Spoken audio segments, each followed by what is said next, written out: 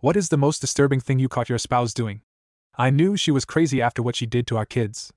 About 5 years ago, my wife cheated on me and I was no longer in love with her. But I wanted to let my kids have at least a somewhat normal life. So, we agreed to stay together for their sake. We haven't slept in the same bed in 3 years, and we haven't done it for nearly 6 months. I love them with so my heart and soul. My wife dates her boyfriend who is the same person she cheated on me with. We have the kids' visitation all figured out. For the most part they stay with me during the week because I still live in their school district and they see their mom on the weekends. My daughter isn't fond of her mother because she knows she cheated on me. So a lot of the time she just stays with me and lets her brother go and visit for about 3 months now. I've noticed that my son is always really tired and lethargic when he comes home from his mom's house, which I thought at first was maybe just some emotional flake, and he assured me it wasn't and that he was fine. My girlfriend started trying to help him take care of himself because we thought maybe the separation was stressing him out. I tried getting him to go to therapy, and he expressed nothing was wrong. His younger sister always seemed to be able to tell me what they did and how it was. But when I ask him, he just kind of tells me, "Yeah, it was fine." Or he would say, "I don't remember." I thought, okay, this is just normal teenager stuff.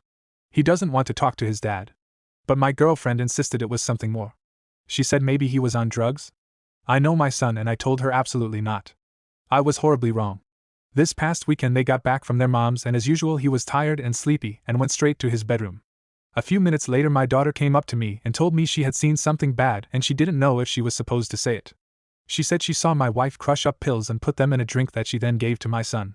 I initially dismissed this and told her that's ridiculous, and warned her not to make up lies. But I've never known her as a liar or joker.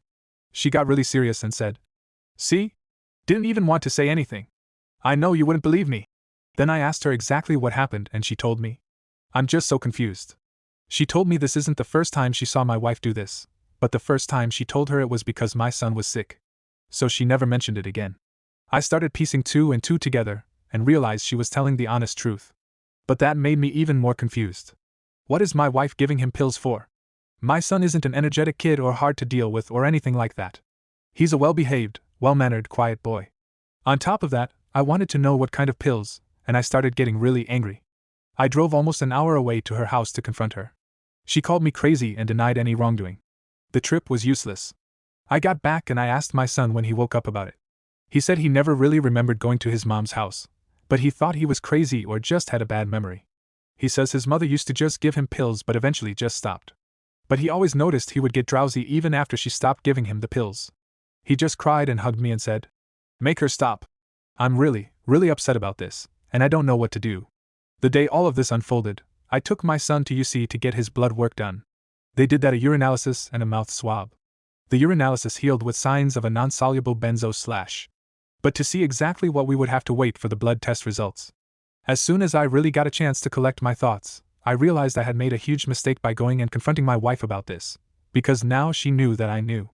I know she's prescribed hard substances, so I had my link in a strong case.